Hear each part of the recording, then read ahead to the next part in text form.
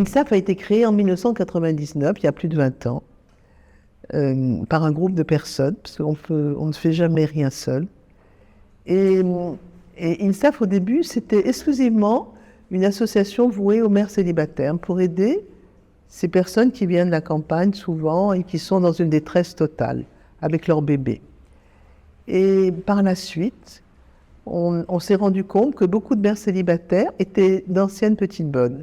Donc on s'est dit qu'il fallait aller à la source et qu'il fallait lutter contre cette terrible injustice qui est de faire travailler un enfant et une petite fille. Vous saviez qu'à l'époque, on prenait des petites filles à partir de 6 ans, 8 ans, et on les faisait travailler dans des conditions terribles dans les maisons, comme petites bonnes, et leurs conditions étaient vraiment, vraiment très dures. Donc on s'est dit, on a été dans les zones pourvoyeuses d'enfants, c'est-à-dire les zones où les femmes allaient chercher, enfin pas les femmes, les samsars, il y avait des intermédiaires qui allaient chercher des petites filles dans des zones près de Marrakech, à Chichaoua, à Kalah, Sarna, dans la région de Haous. Donc on a été s'installer là-bas et on a lutté contre cette problématique. Et on a réussi, et je vous en parlerai tout à l'heure, on a réussi à sauver à peu près presque 600 petites filles qui sont maintenant à la faculté ou qui ont des projets de vie. Donc c'est une grande réussite. Et maintenant, nous sommes en train de travailler dans la région de Casablanca sur un très grand projet qui est le programme des petits chiffonniers, où nous avons également des enfants à partir de 8-10 ans qui quittent l'école pour aller fouiller dans les poubelles pour aider leurs parents à vivre. Et ces enfants, nous les remettons à l'école et on a tout un programme là-dessus. C'est le même programme qu'on avait pour les petites bonnes qu'on a repris pour les petits chiffonniers.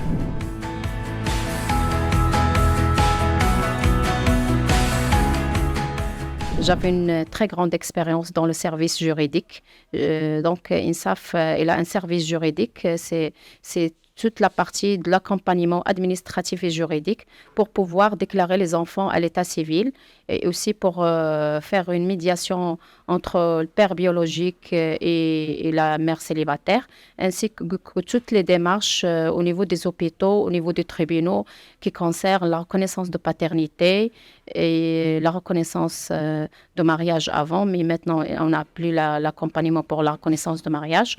Donc tout ça, c'est pour garantir une identité à l'enfant de la mère célibataire. Donc on fait ensemble toutes les partie de l'écoute et pour identifier quel est le besoin en termes juridiques et administratifs.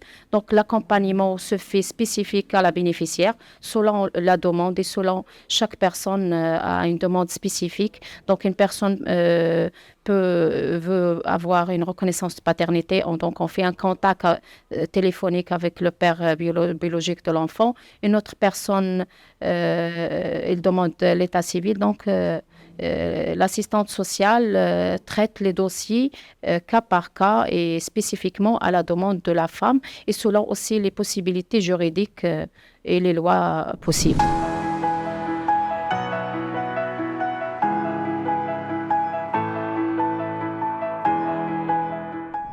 Disons que les deux grandes actions phares, ça a été aider et soutenir et intégrer les mères célibataires. La deuxième action, ça a été la lutte contre le travail des enfants. Et la troisième action, c'est la lutte contre les violences extrêmes et contre la traite des êtres humains. Si je reviens à la problématique de la mère célibataire, je vais essayer de vous expliquer, parce que l'image de la mère célibataire dans notre société n'est pas une belle image, je le déplore. Les femmes que nous avons pu en 20 ans autonomiser 12 000 mères célibataires avec leur bébé. Et je vous assure que ce sont des jeunes filles qui, pour la plupart, ont été violées. Et autrement, ce sont des jeunes filles qui ont cru en des promesses de mariage. Et c'est très souvent, c'est la plupart du temps, des jeunes filles très bien, qui ont beaucoup de valeur, mais qui n'ont pas eu de chance. Ce ne sont pas de mauvaises personnes. Et j'aimerais que la société le comprenne.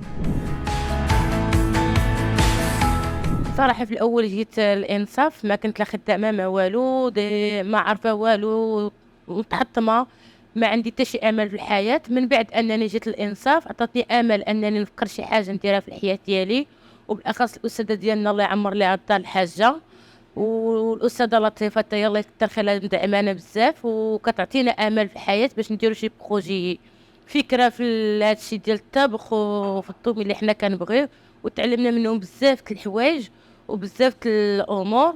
والحمد لله دابا من هنا لقدام ان شاء الله غادي ندير البروجي ديالي ديال لا كويزين. كنت نتمنى الله يتيسر والله يسهل عليهم حتى هما ويجازيهم بخير ويكثر خيرهم لانهم عطينا فرصه في الحياه. Une mère célibataire, c'est une jeune femme qui a un bébé sans être mariée. Et autant maintenant, dans certains pays du monde, c'est très courant de ne pas être marié, mais chez nous, c'est quelque chose qu'on ne peut pas accepter. C'est quelque chose de très grave d'avoir un enfant sans être marié. Et malheureusement, cette connotation mère célibataire, on a toujours une très mauvaise image, une mauvaise connotation de cette personne, alors que très souvent, ce sont des personnes qui se sont trouvées à un mauvais moment, à une mauvaise place. Mais ce sont des personnes dignes de confiance, ce sont des personnes que nous aidons, et ce sont des personnes qui ont le droit de vivre comme nous.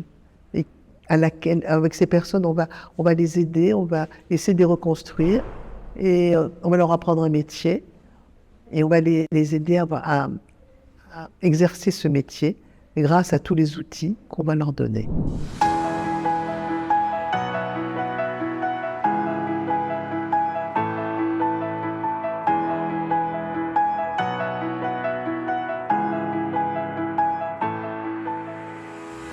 Nos élèves, nos bénéficiaires, ils apprennent une formation de couture, coupé couture, industrielle, pour une durée de 3 mois de formation.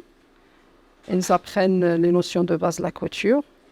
Comme ça, après les 3 mois, ils auront un stage pré-embauche dans le secteur confection et textile, dans le domaine de confection et textile.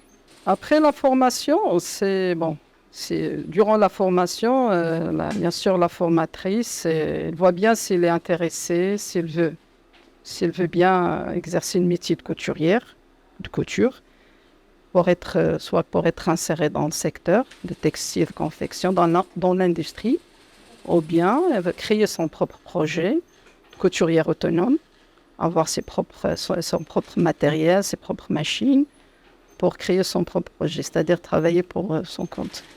Alors, le secteur de confection, vous savez, c'est un secteur que c'est pas compliqué pour trouver un emploi. La bénéficiaire, nos élèves devaient juste maîtriser la couture sur les machines industrielles les plus demandées dans le secteur, surtout la surgiteuse, la piqueuse surtout, parce que c'est elle qui fait le point de piquage pour un article qu'ils vont réaliser dans l'usine. Alors, bien sûr, 3 mois de formation avec les stages, avec la pratique, il faut du temps. Pour être une couturière professionnelle, il faut du temps. Alors, s'il est intéressé, il va réussir sa vie professionnelle. Et s'il a réussi sa vie professionnelle, sûrement il va réussir aussi sa vie personnelle. Voilà. Avec la responsabilité d'un bébé, c'est pas facile. Il devait être responsable et devait travailler.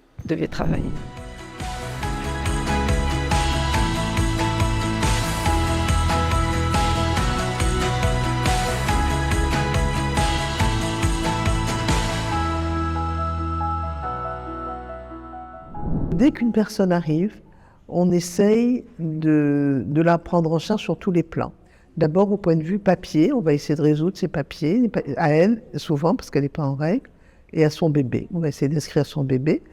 Et grâce à Dieu, l'État marocain a fait que maintenant, on ne peut plus reconnaître un enfant célibataire, un enfant issu d'une mère célibataire, d'un enfant issu d'un couple marié, parce que la maman a le droit de choisir un nom. Il n'y a plus de discrimination de ce côté-là. à part qu'elle n'a pas droit à un livret de famille pour l'instant. C'est le seul souhait qu'on a encore. Mais on va essayer aussi de convaincre la famille de la récupérer, parce qu'on est persuadé que le meilleur endroit pour la personne, c'est d'être dans sa famille. Donc on va essayer de persuader la famille de s'occuper de son enfant, ou de retrouver, si on a des traces, le mari, pour qu'il y ait un mariage, enfin le coupable, on va dire, le papa, on va dire, voilà. Et donc, on va essayer également de la reconstruire, parce que psychologiquement, elle est très atteinte. Elle s'est souvent sauvée, mais souvent partie de son village. Et donc, on va faire des cours de soft skills, elle va avoir des cours avec des psychologues, et on va lui apprendre un métier, on va essayer de lui redonner sa dignité. On va essayer d'expliquer qu'elle doit vivre pour s'occuper de son bébé et qu'elle peut vivre. Il faut juste qu'elle travaille. La notion de travail est très importante à INSAF et nous essayons de l'inculquer avec beaucoup de difficultés du reste.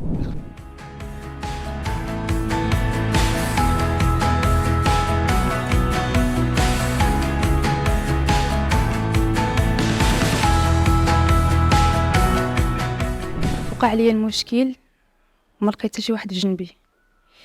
جيت الانصاف هي اللي لقيتها بجنبي، عاونوني تهلاو فيا، بقاو مسانديني حتى ولدت على خير وبخير.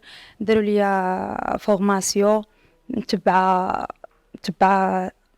تكافوريت، والحمد لله انا كنتعلم وكنتمنى نكون احسن كوافوره. كنتمنى الحمد لله ما بقى عندي حتى شي مشكل دابا. Comme toutes les associations, on a des partenaires, on essaie d'avoir beaucoup de partenaires. Alors, bien sûr, on a les grandes associations, enfin, on a les grands organismes plutôt comme l'Union européenne qui nous a beaucoup aidés, les Suisses avec l'association de Rossos, les ambassades, la principauté de Monaco. On a beaucoup de partenaires qui nous aident. Nous avons également les ministères qui nous soutiennent. Et nous avons aussi les fondations privées, les fondations marocaines, les fondations des banques et les privés. Nous avons également des donateurs privés. Bon, c'est vrai qu'on se transforme, moi je me suis transformée en mendiante professionnelle, mais on n'a pas le choix. Et c'est toujours de grandes joies, de grandes satisfactions quand on arrive à obtenir des crédits, quand on arrive à obtenir des fonds pour nous permettre d'avancer. Parce que ce que les gens ne comprennent pas, c'est que INSAF, c'est 35 personnes qui travaillent à plein temps, plus une quarantaine d'autres personnes qui sont ou des bénévoles, ou des stagiaires, ou des personnes d'AORH, enfin, disons qu'il y a... Donc on arrive facilement, il faut gérer 70 personnes à peu près. Et pour ceux qui sont payés, c'est très lourd. Et on n'a pas de revenus, une association n'a pas de ressources, on ne gagne rien, on ne fait que donner, et on donne, il nous faut payer des salaires, parce que c'est ça, on n'a pas d'autre chose. Donc c'est ces personnes qui travaillent, qu'il faut payer bien sûr, qui vont permettre à la société de vaincre ces maux, et donc d'essayer d'aider toutes ces personnes qui ont besoin d'être aidées. Et pour ça, nous-mêmes, nous avons besoin d'être aidés.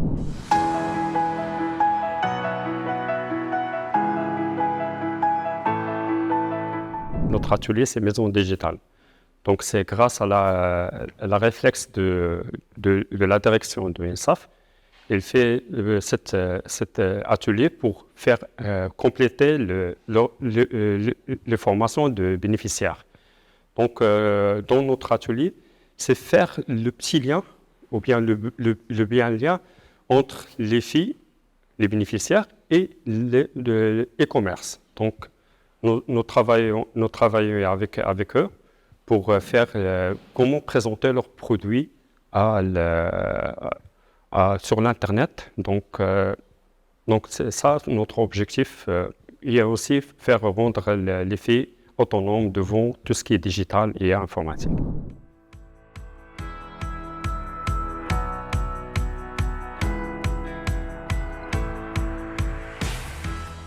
nous avons une information dès que la petite a accouché. Dès que la petite a accouché, c'est-à-dire 1 an avant le scandale qui s'est ouvert dans les journaux et dans la presse.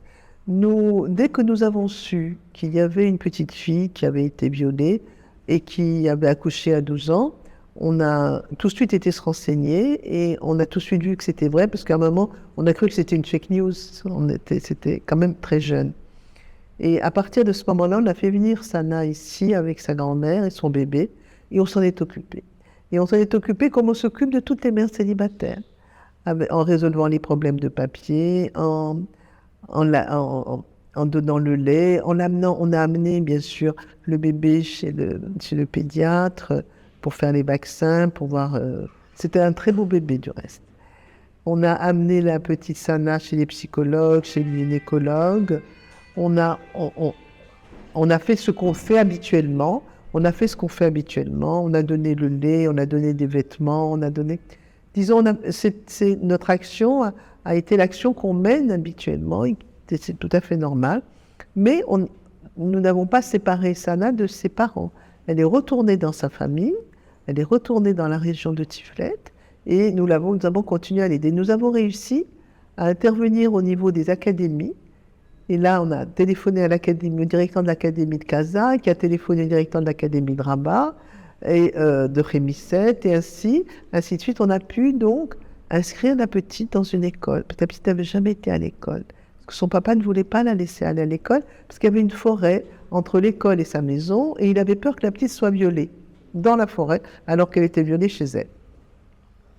Donc on a mis cette gamine à l'école, on lui a bien sûr envoyé les fournitures de classe, et là maintenant on va voir pour lui payer son soutien scolaire, pour qu'elle puisse rattraper toutes ces années où elle n'a pas été à l'école, et qu'elle puisse avoir un projet de vie et devenir une personne, Inch'Allah, comme nous.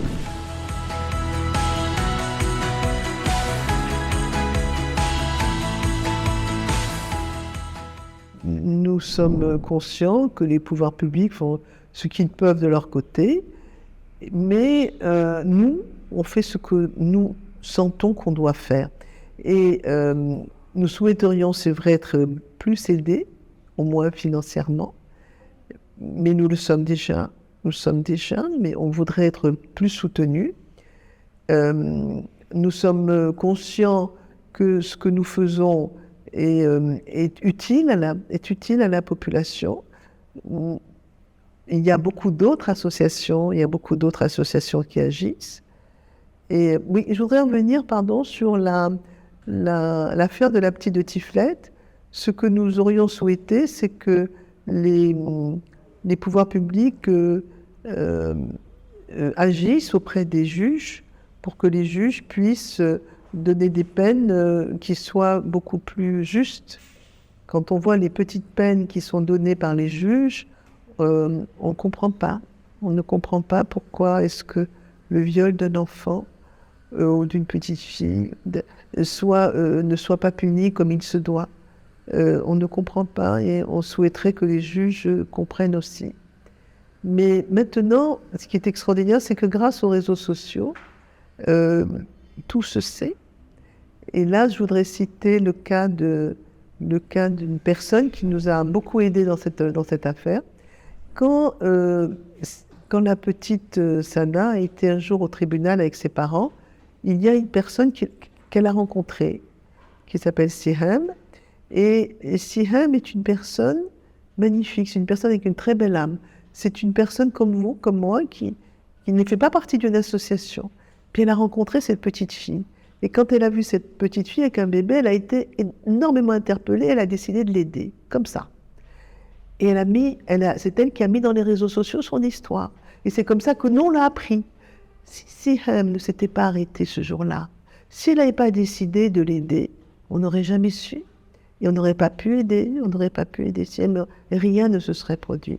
Et je trouve magnifique qu'une personne commune, normale, décide de s'arrêter. Quand nous voyons des personnes, moi je vois quelqu'un dans la rue qui dort dans la rue, je suis triste, mais je continue à avancer, je marche, je continue à avancer. Mais si elle s'est arrêtée. Et je me suis dit que, je m'étais toujours dit maintenant vraiment, que si chacun de nous un jour, dans la vie, s'arrêter pour aider une personne à résoudre son problème, comme Sihem a fait, ça serait magnifique. Et je remercie Sihem de s'être arrêté et d'avoir lancé cet appel dans les réseaux sociaux. Donc ce que je voudrais vous dire, c'est qu'à part les associations, il y a également des gens de la société civile qui travaillent, il y a des gens, nous sommes tous, en fait on est un peuple, je le dis toujours, on est un peuple magnifique. Parce que chacun de nous d'abord aide, tout le monde aide sa famille, que ce soit vous, que ce soit vos collègues, tout le monde aide et participe, va aider un grand-père malade, une sœur divorcée, un jeune homme qui ne travaille pas. Mais c'est tellement normal chez nous, c'est tellement dans notre ADN qu'on n'en parle jamais. C'est évident d'aider sa famille, c'est évident d'aider les autres. Donc déjà, dans tout Marocain ou dans tout Marocain, il y a cette générosité familiale, certes, mais qui est quand même très importante. On est un très beau peuple.